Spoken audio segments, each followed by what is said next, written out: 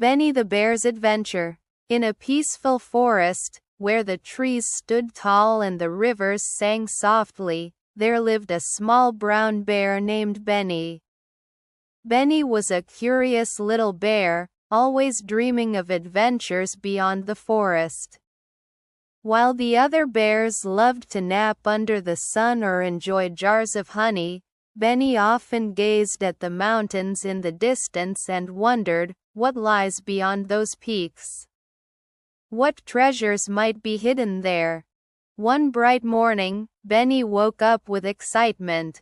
"Today is the day I find out what's beyond the forest," he said to himself.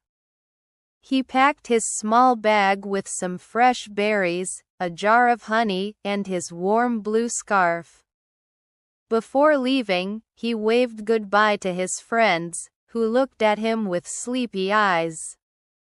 "Be careful, Benny," said his best friend Daisy. "The world outside can be dangerous." "Don't worry," Benny replied confidently. "I'll be fine." Benny walked through the forest, listening to the chirping birds and the rustling leaves. The path was long and winding, and Benny enjoyed the fresh air. Soon, he reached the big river. The water was fast, loud, and sparkling under the sunlight. Benny scratched his head. "How will I get across?" As Benny sat on a rock, thinking, he heard a cheerful voice. "Hello, little bear. Why do you look so worried?" Benny turned and saw a beaver with shiny teeth and a big tail. "I'm Benny," he said. "I want to cross the river, but it's too wide." The beaver smiled. "I'm Oliver. You're lucky you met me. I'm great at building things. Let's make a bridge together." Oliver and Benny worked side by side, carrying sticks and stones. The sun was setting by the time the bridge was ready, and the sky turned into a beautiful mix of orange and pink. Benny clapped his paws with joy. "Thank you, Oliver. You're amazing." Oliver grinned. "Safe travels, Benny. Come back and visit someday." On the other side of the river, Benny walked deeper into the woods. He noticed the trees were taller, and the air was cooler. The sound of the river faded, replaced by the rustling of leaves and the distant calls of birds. Suddenly, he saw a dark cave surrounded by strange, glowing flowers. Benny felt a mix of excitement and fear. "Should I go in?" he thought. The entrance was narrow, and the air inside smelled earthy. Gathering his courage, Benny stepped into the cave. It was cold, and the sound of his footsteps echoed around him. In the distance, he saw a faint light. He followed it and found a glowing crystal lying on a rock. It shimmered like the stars, casting a soft, warm glow. As Benny reached out to touch it, a soft voice filled the cave. "Brave little bear, you have found the crystal of courage. Keep it with you, and it will guide you in times of fear." Benny's heart swelled with pride.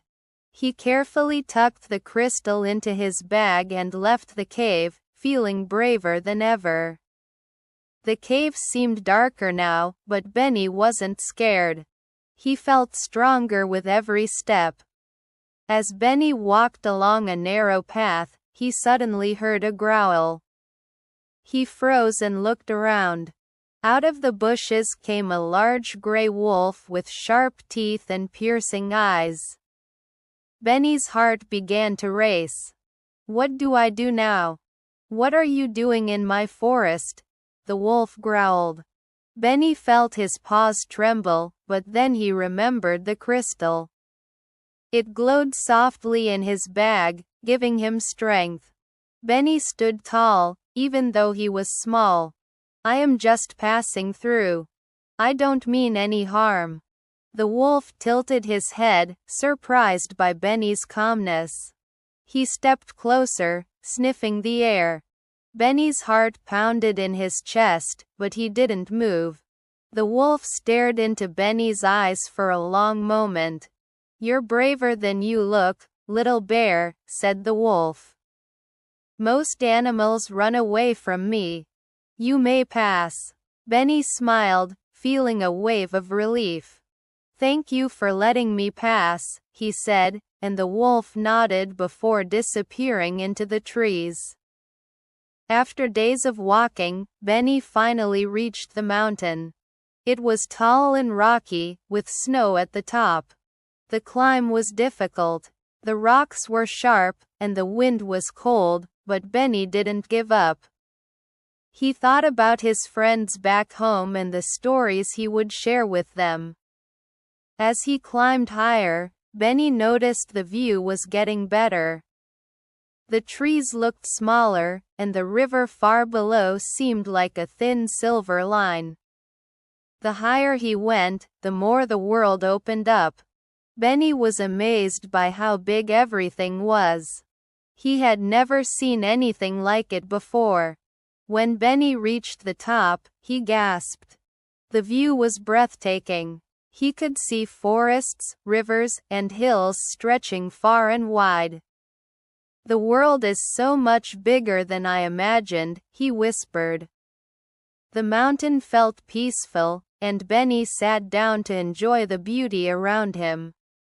He could see the sun setting over the horizon, turning the sky into shades of purple and gold. Benny felt proud of himself for being brave and curious. He had made it to the top of the mountain, something few animals in the forest could ever do. After spending the night on the mountain, Benny made his way back home. The journey back was easier, but Benny took his time, enjoying the peaceful surroundings and reflecting on his adventure. When he returned to the forest, all the animals gathered to hear about his journey. He told them about Oliver the beaver, the glowing crystal, and the wolf who had let him pass. Everyone listened with wide eyes, amazed by his bravery. Benny's friends were so proud of him, and they couldn't wait to hear more stories. "From now on, Benny is our hero," they said. "He's the bravest bear in the forest." Benny smiled, feeling happy. He had learned so much from his journey, and now he was ready to share his knowledge with others. From that day on, Benny became the hero of the forest. His courage inspired others to explore and dream big. He told stories of his adventures every day and began to plan his next journey, always ready to face whatever challenges lay ahead. "If Benny the little bear can do it, so can we," they would say. And Benny? He spent his days telling stories and dreaming of the next great adventure.